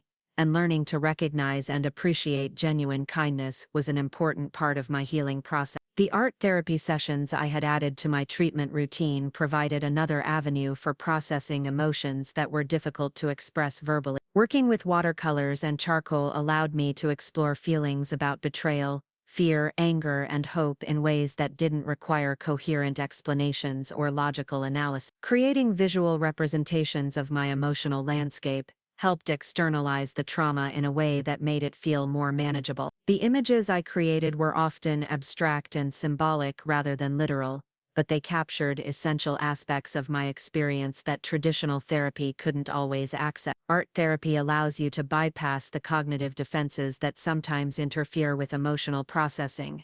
The art therapist, Maria Petridis, had explained, "When you're creating something with your hands, you're accessing different parts of your brain and different ways of understanding your experience. Sometimes images can express what words cannot." The paintings I created during those sessions documented my emotional journey from the darkness of betrayal and fear toward gradually increasing light and hope. Looking back at the early pieces, which were dominated by dark colors and chaotic forms, I could see how far I had progressed toward images that incorporated brighter colors and more organized composition. Physical fitness had become another important component of my recovery, helping to rebuild my sense of bodily autonomy and strength after months of feeling helpless and poisoned. The yoga and swimming routines I had established took advantage of Santorini's beautiful environment while providing structured exercise that supported both physical and mental health. The prenatal yoga practice I had learned during pregnancy adapted well to postpartum recovery, helping restore core strength and flexibility while providing meditation and breathing techniques that supported stress management. Swimming in the Aegean Sea became a daily ritual that connected me with the natural beauty of my new environment while providing excellent cardiovascular exercise. Exercise helps process stress hormones and rebuild confidence in your body's capabilities. After experiencing poisoning, reclaiming your physical strength becomes both practically and symbolically important. The nighttime routine I had developed for Sophia provided structure and comfort for both of us, creating predictable moments of peace and connection that anchored each day. Reading to her, singing lullabies, and simply holding her while she fell asleep reminded me daily of the pure love that made all the struggle worthwhile. These quiet evening moments also provided time for reflection and gratitude, helping me maintain perspective on how much I had gained despite everything I had lost. Sophia's existence was a miracle that had emerged from the darkest period of my life, and her presence transformed even difficult days into opportunities for joy and connection. The legal settlement negotiations that continued in the background of my daily life were progressing toward resolutions that would provide additional financial security for Sophia's future. The civil suits against Ryan's business associates and Victoria's previous employers were complex, but my attorneys were confident that substantial damages would be awarded to compensate for the trauma and ongoing security costs. More importantly, the criminal convictions had sent a message that sophisticated fraud and murder conspiracies would be prosecuted to the full extent of the law. The extensive media coverage of the case had raised awareness about the tactics used by confidence criminals and potentially prevented other victims from falling prey to similar schemes. As I stood on my terrace each evening watching the sunset transform the Aegean into liquid gold while Sophia slept peacefully in my arms, I felt a deep sense of accomplishment that had nothing to do with wealth or status and everything to do with survival and authenticity. I had faced the worst that human nature could devise and emerged stronger, wiser, and more determined to live a life based on genuine love and trust. The woman who had been systematically poisoned and betrayed was gone, replaced by someone who understood the value of every breath, every moment of safety, and every authentic connection with another human being. This transformation wasn't something I would have chosen, but it was something I could embrace as the foundation for a richer, more meaningful future. Tomorrow would bring new challenges and opportunities, but tonight I was simply grateful to be alive, to hold my healthy daughter, and to know that the truth had been revealed and justice had been served. From this foundation of survival and authenticity, anything was possible, and I intended to make the most of every possibility that lay ahead.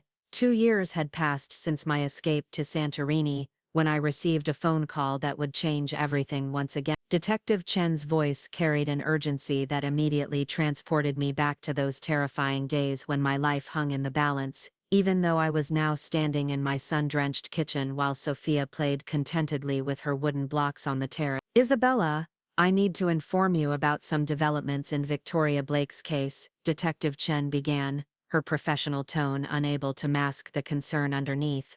"She's been working with federal prosecutors, claiming she has information about a larger criminal network. She's requesting a meeting with you as part of her cooperation agreement."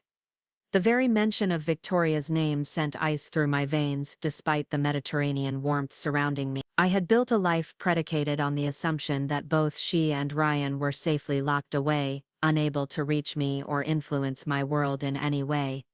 The idea that Victoria still had the power to disrupt my peace felt like a violation of everything I had worked to achieve. "What kind of information?" I asked, instinctively moving closer to Sophia, whose dark curls caught the morning light as she concentrated on stacking her toys. My daughter had become my anchor to the present, a reminder of what was real and good in the world, and the thought of Victoria's shadow falling across her innocent existence was unbearable. Detective Chen's explanation revealed a web of criminality far more extensive than anyone had initially realized. Victoria hadn't been operating independently but as part of an international network specializing in targeted assassinations disguised as natural death. Her expertise in slow poisoning was apparently just one service offered by an organization that had been active across multiple countries for over a decade. The federal task force believes this network has been responsible for dozens of deaths involving wealthy individuals, inheritance disputes, and corporate takeovers, Detective Chen continued. Victoria claims she can identify key players and provide evidence about unsolved cases, but she's insisting that any cooperation must include a face-to-face meeting with you. The manipulation was obvious even through the layers of legal procedures and federal oversight. Victoria was using information about other victims as leverage to gain access to me once again, knowing that my sense of justice would make it difficult to refuse if it meant helping other families find closure or preventing future murder. "She specifically mentioned that there were aspects of your case that you don't understand yet," Detective Chen added reluctantly. "Claims about Ryan's involvement with this network that go back years before he met you, and suggestions that your family's foundation may have been targeted by other operatives. If my family's charitable work had made us targets for an organized criminal network, then changing my location and identity might not be sufficient protection. Sophia and I could still be in danger from people I had never heard of, connected to crimes I knew nothing about." Marcus Thompson's assessment of the situation was characteristically direct when I called him for consultation. "This could be a manipulation tactic, or it could be legitimate intelligence that affects your ongoing security," he said during our video call. "Either way, we need to treat it seriously and develop a comprehensive plan before you make any decisions about engagement." The safe house that Marcus arranged in Athens provided the security infrastructure necessary for such a high-stakes meeting while keeping Sophia and me protected from any potential threat. The location was a nondescript apartment building in a residential neighborhood, equipped with advanced surveillance equipment and staffed by professionals who specialized in protecting witnesses and potential targets. Dr. Skuz had flown to Athens to provide psychological support during what would inevitably be a traumatic encounter. Her presence was crucial not just for my emotional stability but for helping me maintain the clarity of thought necessary to evaluate whatever information Victoria might provide. "Remember that manipulation is Victoria's specialty," Dr. Vasquez reminded me as we prepared for the meeting. "She'll likely try to regain psychological control by making you feel responsible for other victims or guilty about not cooperating. Your only obligation is to protect yourself and Sophie. Anything else is a choice, not a requirement."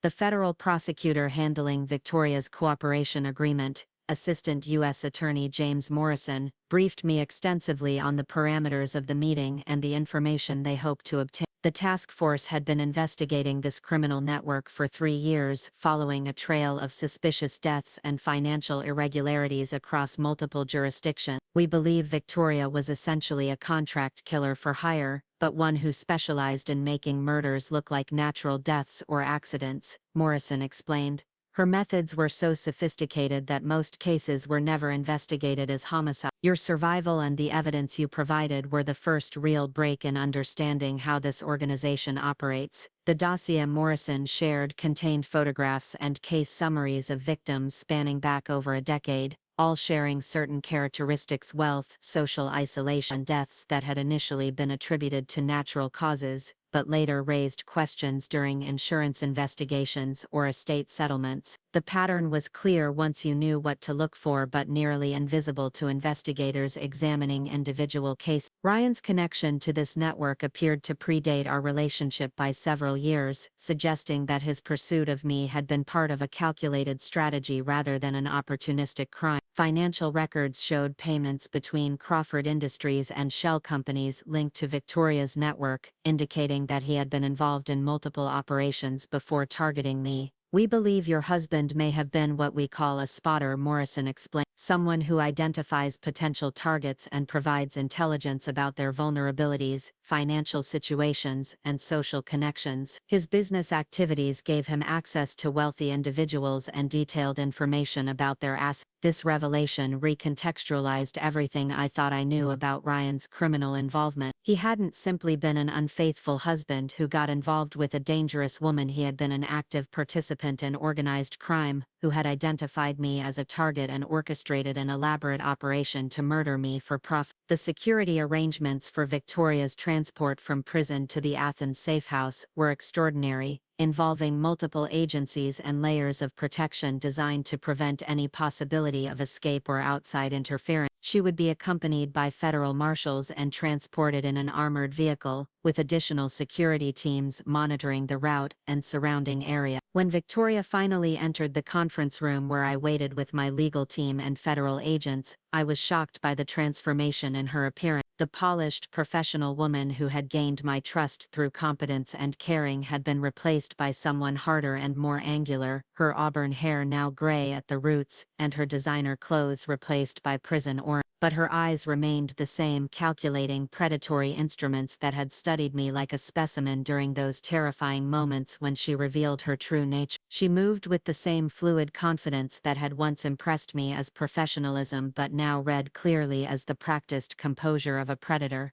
"Hello, Isabella," she said, settling into the chair across from me with a slight smile that contained no warmth. "You look well. Motherhood suits you, despite everything." The casual reference to my role as Sophia's mother felt like a threat, even though my daughter was safely protected miles away. Victoria was reminding me that she knew about the most important aspect of my current life, that her reach extended beyond the confines of her prison cell. Attorney Morrison began the formal proceedings by establishing the parameters of Victoria's cooperation and the immunity agreements that governed her testimony. She would provide information about the criminal network in exchange for a reduced sentence, but any false statements or attempts at manipulation would void the agreement and result in additional charges. Victoria's first revelation concerned the true scope of the organization she had worked for, which operated under the cover of multiple legitimate businesses including wellness consulting, estate planning services, and luxury travel companies. These front organizations provided access to wealthy clients while creating plausible explanations for the presence of operatives in their victims' lives.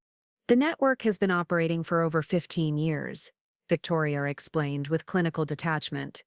"We've successfully completed contracts in 12 countries, with success rates exceeding 90%. Your case was unusual because most targets don't have the technical resources to document our activities or the survival instincts to recognize the threat quickly enough."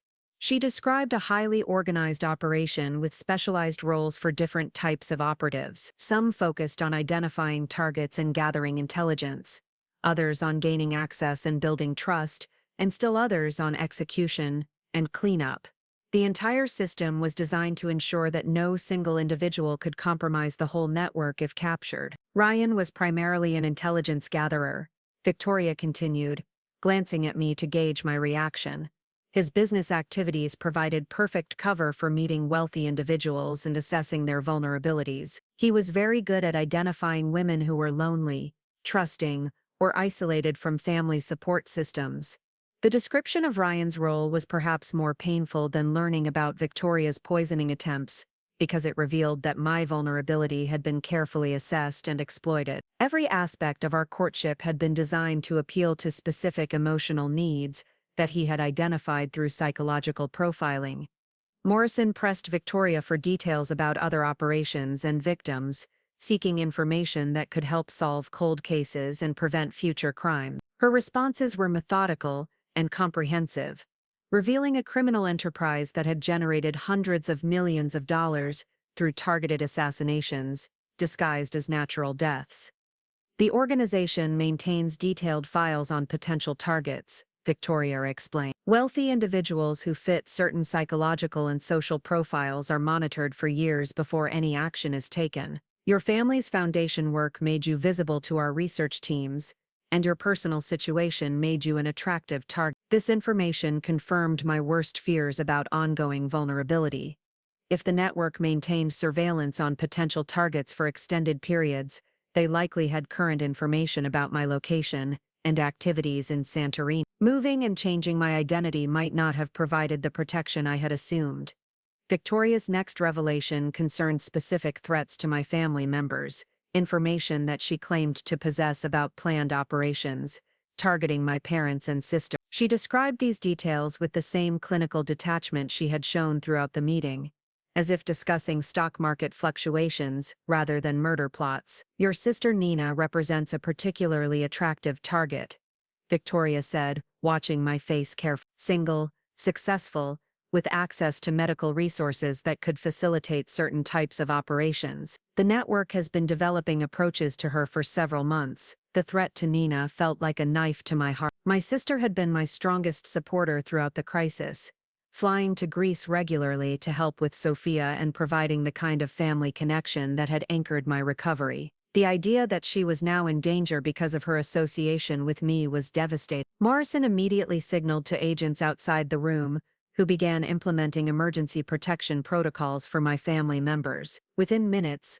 Nina would be contacted and provided with security resources, while my parents would receive similar protection. The speed of the response demonstrated how seriously the federal authorities were taking Victoria's intelligence. "Why are you telling me this?" I asked Victoria directly, abandoning the formal structure of the proceedings. "What do you want in exchange for this information?" Victoria's smile became more pronounced, revealing the manipulation tactic that had always been her specialty. "I want you to understand that this isn't over. Isabella, my arrest and conviction were setbacks for the organization, but not defeat. They have resources and patience that you can't imagine." She was trying to create fear and dependence, making me feel that my safety required her continued cooperation and protection. The psychological warfare was sophisticated, designed to make me feel grateful for information about threats that she herself had helped create. Vasquez intervened at this point, recognizing the manipulation tactics and helping me maintain psychological distance from Victoria's attempts at control. "Isabella, remember that you're not responsible for preventing crimes that other people choose to commit. Your only obligation is to protect yourself and your daughter." The remainder of the meeting focused on technical details about the network's operations, financial structures, and communication methods. Victoria provided bank account numbers, code names, and operational procedures that would help law enforcement identify and arrest other members of the organization. But every piece of information came with subtle threats or implications about ongoing dangers, creating a psychological environment where cooperation felt like the only path to safety. Victoria was using her knowledge as both a shield and a weapon, protecting herself while maintaining her ability to influence my decisions. When the meeting finally concluded after nearly 6 hours, I felt emotionally drained but also strangely empowered. Seeing Victoria in prison clothing, surrounded by armed guards and federal agents, reminded me that she was no longer the sophisticated predator who had nearly succeeded in murdering me. She was a captured criminal whose power had been broken. The debriefing session with federal agents revealed that Victoria's information had already led to arrests in 3 countries, and the identification of several previously unknown victims. Her cooperation was providing law enforcement with unprecedented insight into an organization that had operated in shadows for over a decade. More importantly for my immediate concerns, the task force was implementing comprehensive protection measures for my family and me. The network's surveillance capabilities meant that traditional relocation might not be sufficient,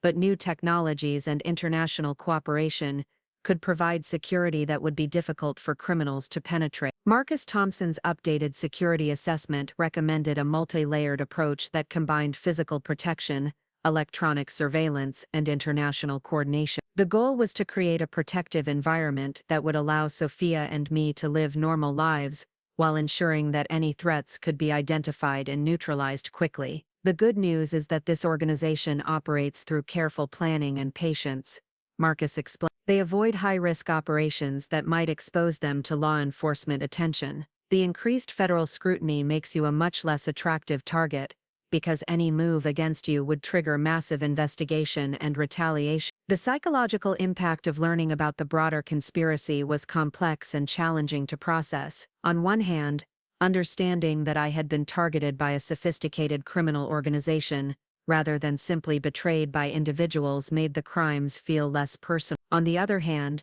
knowing that the threat might extend beyond Ryan and Victoria created new anxieties about long-term safety. Dr. Vasquez helped me work through these conflicting emotions and develop strategies for managing the anxiety without allowing it to dominate my life. The key was maintaining perspective about the actual level of risk while taking reasonable precautions to ensure safety. You survived a sophisticated murder attempt through intelligence, courage, and determination, she reminded me. Those same qualities will protect you from future threats. The difference now is that you have support systems and resources that you didn't have before. The Federal Protection Program offered to relocate Sophia and me to a completely new location with new identities, but I found myself reluctant to abandon the life I had built in Santorini. The community connections, therapeutic relationships, and sense of home I had developed were precious and difficult to replace. After extensive consultation with security experts and family members,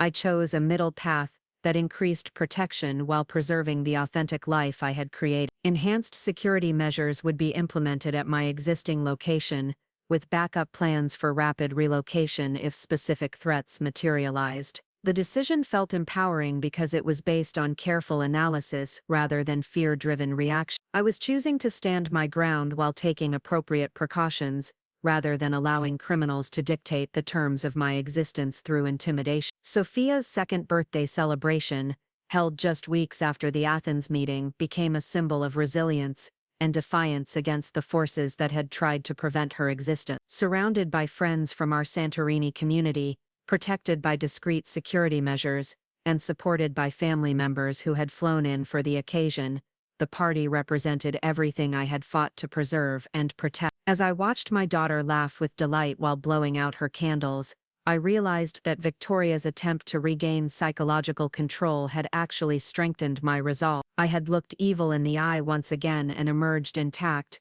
more determined than ever to live authentically and fearlessly. The ongoing federal investigation would continue to require my cooperation and testimony, but I was no longer the vulnerable, isolated target that had attracted the criminal network's attention. I was a survivor with resources, support systems, and the hard-won wisdom that came from having faced the worst that human nature could devise. Tomorrow would bring new challenges and uncertainties, but tonight I was celebrating my daughter's life and the future we were building together. That future was worth defending against any threat, and I had proven to myself and the world that I possessed the strength and determination necessary for that defense. The criminal network that had targeted my family would face justice, but their failure to destroy us had already provided the most important victory.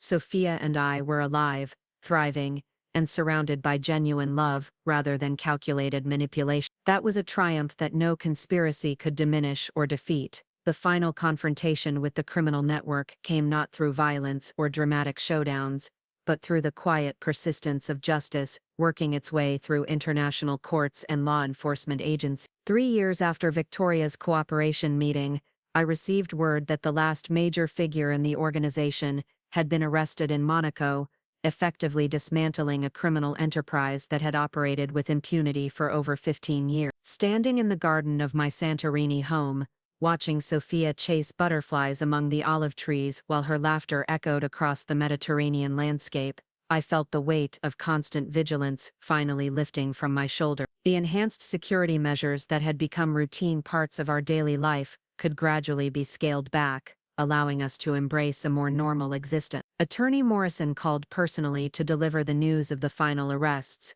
his voice carrying satisfaction that went beyond professional accomplishment. "The network is finished, Isabella," he said. "Between Victoria's information, the evidence you provided, and 3 years of international cooperation, we've identified and prosecuted 47 individuals across 12 countries. The organization no longer exists as a functional entity." The statistics were staggering when compiled in their entirety. The network had been responsible for 83 confirmed murders over 15 years, generating over $400 million in stolen assets through inheritance fraud, insurance schemes, and corporate manipulation. My case had been just one operation among dozens, but my survival had provided the key that unlocked the entire conspiracy. Dr. Vasquez, who had continued working with me throughout the extended legal proceedings, helped me process the complex emotions that came with this resolution. The relief was profound, but it was accompanied by survivors' guilt about the victims who hadn't escaped, and a strange emptiness now that the threat that had defined my life for so long was finally eliminated. "Closure rarely feels the way we expect it to," she observed during one of our final sessions. "You've spent years building strength to face a specific threat, and now that the threat is gone, you need to rediscover who you are when you're not primarily defined as a survivor." Sophia's third birthday party became an unconscious celebration of this newfound freedom. For the first time since her birth, I planned the event without security considerations dominating every decision. The guest list included neighborhood children and their families, local friends who had become part of our extended community, and relatives who could visit without elaborate protection protocol. Watching Sophia interact with other children her age, speaking a delightful mixture of English and Greek, while distributing pieces of her birthday cake with the generous enthusiasm of a happy child, I realized how much normalcy we had both gained. She was growing up confident and secure, unaware of the darkness that had surrounded her earliest months. The foundation I had established in Sophia's name, dedicated to supporting families affected by domestic violence and organized crime, had grown into a significant force for positive change. Using my experience and resources to help other survivors provided meaning that transformed my trauma into something that could prevent future suffering. Working with international law enforcement agencies to train investigators in recognizing sophisticated murder schemes had become my primary professional focus. The psychological manipulation tactics that Victoria had used were being studied and documented, creating awareness that would help future victims recognize danger before it became lethal. Nina's visit for Sophia's birthday brought news that my sister had finally found love with a fellow medical professional she had met during a humanitarian mission in Central America. Watching her happiness reminded me that life continued to offer new possibilities for joy, even after experiences that seemed to foreclose all hope for the future. "I never thought I'd be able to trust anyone again, after what Ryan and Victoria put our family through," Nina confided as we walked along the beach while Sophia collected seashells. "But Carlos sees the real me, not someone to be manipulated or exploited. It makes me understand how different that kind of authentic connection feels." My parents had also found new purpose in retirement, establishing a scholarship program for young women pursuing careers in criminal justice and victim advocacy. Their involvement in my foundation's work had given them a way to channel their protective instincts and support other families facing similar challenges. The financial settlements from civil lawsuits against the network's assets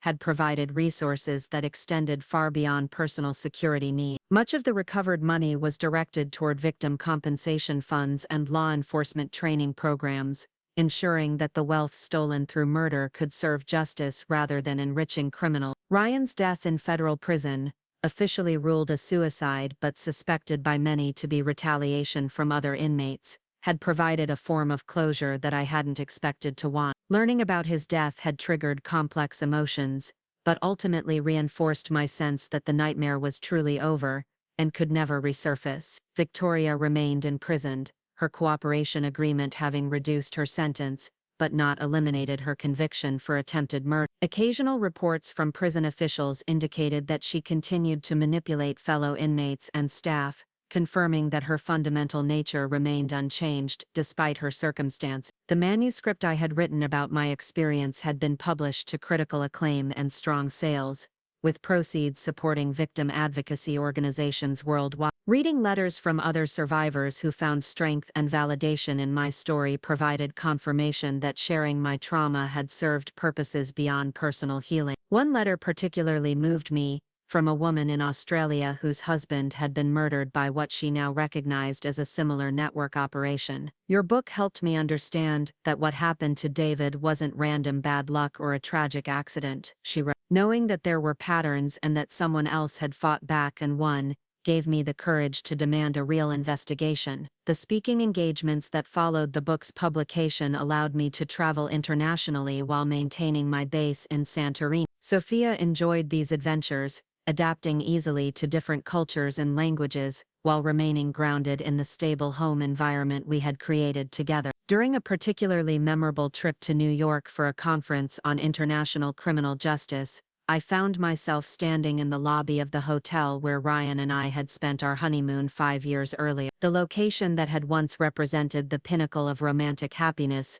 now felt like a museum exhibit from someone else's life. The woman who had trusted blindly and loved without reservation was gone, replaced by someone who understood the difference between genuine intimacy and skilled manipulation. This evolution felt like growth rather than loss, a strengthening rather than a diminishment of my capacity for authentic connection. Marcus Thompson, who had become not just a security consultant but a trusted friend, announced his engagement to a fellow security professional he had met during my case. Their relationship exemplified the kind of authentic partnership that was possible when both people approached each other with honesty and genuine respect. You taught me something important about recognizing real character versus performed charm, Marcus told me during Sophia's birthday celebration. Watching you rebuild your life with such integrity made me realize what I should be looking for in my own relationship. The ripple effects of surviving Victoria's murder attempt and exposing the criminal network had touched dozens of lives in positive ways. Law enforcement officers who had worked on the case reported using the techniques they learned to solve other crimes. Therapists incorporated lessons from my recovery into their treatment approaches for other trauma survivors. Sophia's development continued to amaze everyone who knew her. At 3 years old, she displayed the kind of emotional intelligence and resilience that suggested she would grow up strong and capable despite the unusual circumstances of her early life. Her bilingual abilities and cultural adaptability reflected the international perspective that had become natural parts of our existence. The relationship I had begun with Andrea Stavros, Sophia's pediatrician,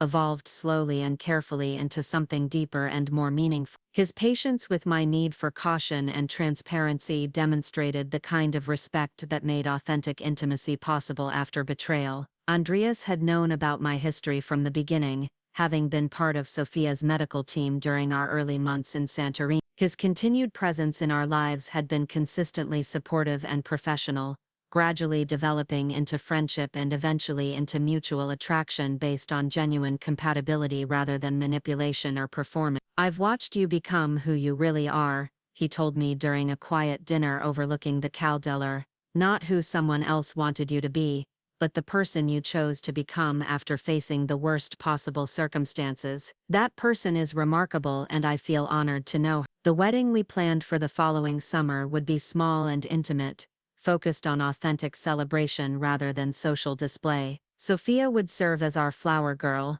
symbolically blessing a union that included her as a cherished part of our new family structure. The security review that preceded our engagement confirmed that no credible threats remained from the dismantled criminal network. The enhanced protection measures could be permanently reduced to normal levels, allowing us to live without the constant awareness of potential danger that had shadowed our lives for so long. On the evening of Sophia's 3rd birthday, after the guests had departed and the decorations had been cleared away, I sat on our terrace watching the sunset transform the Aegean into liquid gold while my daughter slept peacefully in her room. The The scene had become a nightly ritual, but tonight it felt different, charged with the energy of new beginnings rather than grateful survival. The future stretched ahead of us, unlimited by fear or the need for constant vigilance. Sophia would grow up in a world where love was authentic, where trust was earned rather than manipulated, and where strength came from choosing to be vulnerable with the right people rather than building walls against everyone. The criminal network that had targeted our family had been destroyed, its members imprisoned or dead, its stolen wealth recovered and redistributed to victims and worthy causes. Justice had been served not through revenge but through the patient work of building cases, gathering evidence and ensuring that truth ultimately prevailed over deception. As I prepared for bed, checking on Sophia one more time before retiring to my own room, I realized that the greatest victory wasn't the destruction of our enemies, but the life we had built despite their effort. We were happy, healthy, loved and free to make choices based on our own desires rather than others' schemes. The morning would bring new possibilities and adventures, but tonight I was simply grateful for the peace that came with knowing that the nightmare was truly over. Sophia and I had not just survived, we had thrived, and we would continue to thrive in whatever circumstances the future might bring. The story that had begun with betrayal and attempted murder had transformed into one of resilience, justice, and authentic love. That transformation was the real victory, and it was one that no criminal conspiracy could ever diminish or defeat. We were finally free to write our own story, and I intended to make it beautiful. Up next, you've got 2 more standout stories right on your screen. If this one hit the mark, you won't want to pass these up. Just click and check them out.